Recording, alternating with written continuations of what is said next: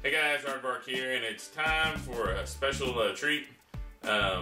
Actually, the day after I posted the last video, I got a very big 51-pound UPS box from a guy off of eBay. And down here is my Manta in the still in the box. So what we're going to do is we're going to cut this puppy open, and we're going to see what all we got. And you're going to see it for the first time just like I see it. So, hopefully I don't cut my leg off here or something. Alright. Now, according to the guy, it's still in the same box from, like he got it from Forge World. I can tell you what, man, there's a lot of crap in this here box. So, let's, here's the, man, that's big. This ought to be the instructions. That's exactly what it is. Can you zoom in on that?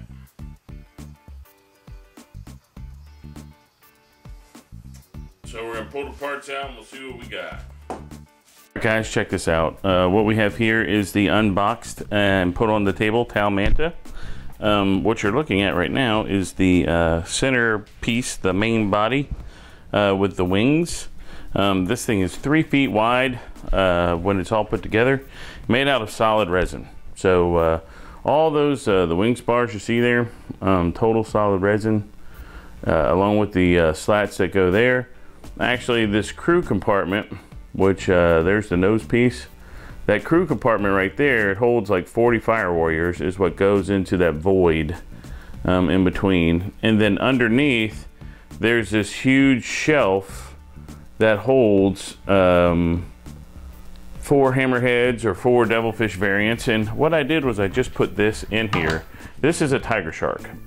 This is one of the Forge World pieces, but just to get you a size idea of how big this is, you know, this piece right here is a shelf, and it'll sit underneath. All this will be cut off and sanded down. Right here we have the top that goes on, you know, to the centerpiece over there.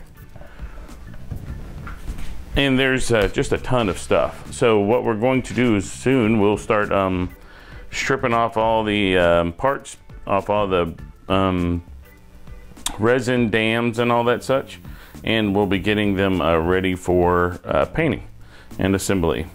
Here you have tons of small parts in the boxes. Right here we have the long barrel burst cannons. There's a whole bunch of them. These are the fire warriors. You can see them all sitting in there with their guns and a few drones and stuff.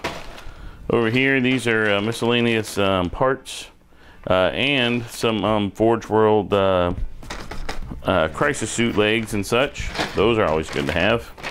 And then here we have big parts for the outside.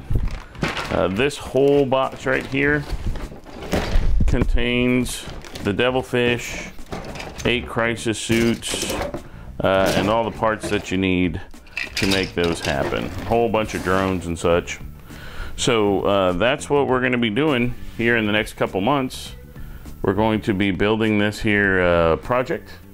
We're going to break it down into several little videos so that you can enjoy the build. I know that Blue Table Painting has a couple of videos out there of ones that they've built, but of course they don't show you how they put it together. And there is one guy on DACA who actually put one together and took several pictures. So this is what I'll be putting together. This is the largest model that Forge World puts out. And you know, it's going to be a challenge, but it's also going to be a lot of fun to watch go together. So, you know, stay tuned. And now let's go see what I've been up to with the hobby progress. All right, guys, here's my latest acquisition. It's the Fire Raptor from Forge World. This little jewel was on eBay, and I bid on it, not really intending to get it, but, you know, I bid it up a little bit and actually ended up getting the top price and the top bid, and then like 2 days later I ended up winning the whole thing. So I actually have one of these still in the bag. But you know, now I'll be happy to add this one, and so I'll have a Raven Guard one, and then I'll end up with a Blood Angel one. So that's going to be really great. What happened was, if you look in the original Aeronautica book, the Fire Raptor actually isn't.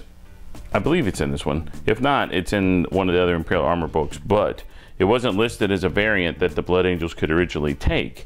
Well, what happened on the Forge World website, they errated the original book to allow the Blood Angels to take this variant. So we're going to paint this red and black. We're going to do something about this cockpit because the glass didn't come with it. I'm not sure. I really like clear cockpits, but that's going to be a problem. So there you go. The Fire Raptor from Forge World. When we do the build on this, we're going to go back and look at some of the construction errors the previous owner made, and we're going to touch those up a little bit, and we're going to talk about working with Verizon just a little. So look forward to that here shortly. All right, let's go check out the paint booth and see what we got going over there. Okay guys, here on the paint booth, what we've got are some Blood Angel Stern Guard. What I did with these guys was just like the tactical troops that I painted.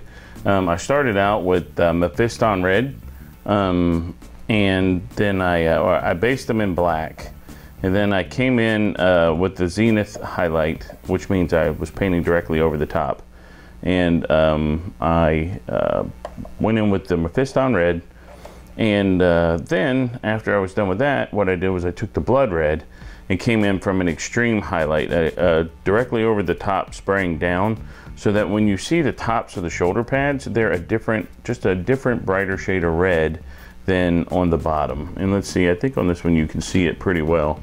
Let's look right there. Yep, we can get a focus in.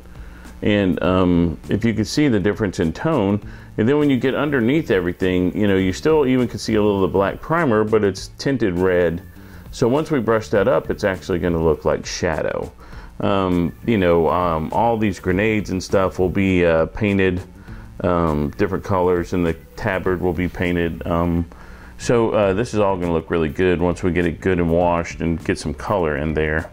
But for these helmets were, I used Vallejo, let me see, is this Vallejo? Yeah, game color, bright bronze for that. Here's the color right here.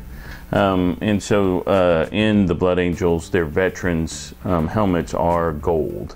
So basically we painted them black, we sprayed them from the top, which allowed some shadow in. If you look right here on this fellow, there you go. You can see the shadow. Hopefully it's still not too blurred. And then you look underneath, you can still see some of the black, but once that's actually put onto the model, it will be, you know, it'll look proper. All right, guys, from our last video, we had a few questions and comments on the bottom. And at the end of each video this time, we're going to review a few of these, so I can give you guys some feedback and let you know what to think. Ultra Raider, you know, I guess we played together back in the day in Louisiana. I hope we get to come back there too. I would assume you're in Baton Rouge. That would be great. If you're not in Baton Rouge, just drop me a line, let me know where you're at. Hit me on the Facebook page, and maybe we can arrange a play date. Frog3136, yep, taking control of my hobby, dude. I'm going to do what makes me happy. And then hopefully you'll follow me while we get the Manta together. John Edwards, it's always good to hear from you. Fox General asked a question. He said, do you have tips on how to paint a lot of models and not get bored and just give up? You know, Fox, the thing about that is this. There's an old saying, and it's, how do you eat an elephant? And the answer is one bite at a time. And so what sometimes seems like a insurmountable task can be better managed if you break it up into a lot of small tasks. For example, with my Blood Angel army, what I'm doing is I assembled the models that I wanted. I had a bunch of assembled models, and they were put together well, but I really like the new look of the new tactical squads. So I put them together first. And what I typically did, how I got those together was I worked on them about an hour a night. You know, and then I would set up the area, and actually I got this tip from Carl Tuttle at the Independent Characters, Whereas you set aside basically an hour at a time to do something and progress the hobby. So what I would do is I would set up my model table so that I'd be ready for the next night. When I would come in, I would work for about an hour, usually between 9 and 10 o'clock Central, and I would assemble those models. And you could get almost a squad done within the hour. The next night I'd come back and complete the squad, then I would clean up the seams. And now what I'm doing is every day I paint them just a little bit more. Once I got the squads where I wanted to all cleaned up, you know, I went and washed them, and then I put a base coat on them. And then the next night I came back and I put the highlight color on them. So what I'm going to do now is I'll put them over on the model desk. Like today's Saturday, so I'll probably get in a couple hours of painting before dinner. And then throughout next week, I'll take one color. All right, tonight is going to be nut black. So I'll go and I'll put all the black on the model. Then the next night will be gunmetal or silver or whatever, and I'll do all the bolter parts. And then in a few days later, you know, I'll progress my way through these guys like that. You know, some type of cream or white color, beige color for the tabards, green for the grenades, green for the eyes, and then, you know, I'll slide in and put some highlights on them. Usually how I do my models is then I'll clear coat them and then wash them, then flat coat them. Because usually what I'll do is I'll clear coat. If I'm going to put a decal on, I'll put the decal on. Then I wash the model, and then I'll flat coat because I like my finishes flat. I don't like glossy finishes.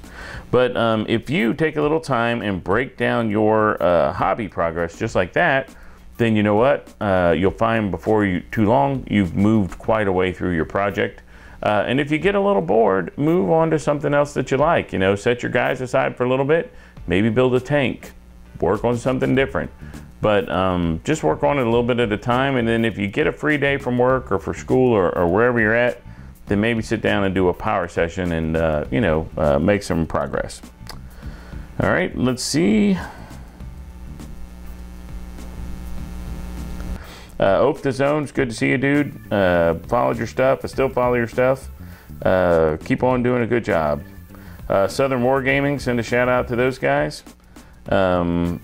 Looks like they're going to be dusting off their Space Wolves and some Tau. I love Tau, man. Let me tell you what. If I had started the game over, you know, or if I had really gotten to the game not playing Space Marines, it probably would have been Tau. But we're talking 4th edition. You know, 4th edition Tau were only good for a little while, and then 5th came along, and I played them in 5th, and I did pretty well. But I love my Tau. Jason Brown, good to see you, dude. Thanks for commenting. And then Martin McNeil, hey bud, thanks too. You know, guys, I appreciate the comments. I appreciate the thumbs up. You know, give me feedback. Let me know if you like what we're doing here. You know, as I get back into the groove, you know, I'm going to start doing more stuff. I was just watching Bib over at Rubbish In, Rubbish Out. He's building Tau terrain step by step. And man, I didn't realize it was so easy. So maybe terrain will be something we do in the future. But, you know, this video is running a little bit long. So let's go ahead and sign off. But guys, you know, check back often for content, and if there's something that you want to, you want me to answer a question, post it up and we'll talk about it on the next show. You know, sky's the limit, dudes. If you like something I'm doing or you want to see something about more detail, just let me know. So make sure that you subscribe, click like, and then leave me a comment. You know, spread the word and get your friends to come and check it out too. Remember, we're doing this for the hobby. And we're gonna have fun. You know, who cares what the meta is? You know, we'll play when we play. We'll paint all the time, and we'll just have our hobby fun and a good time, our style. Till the next time, I'm signing off from the 19th Legion.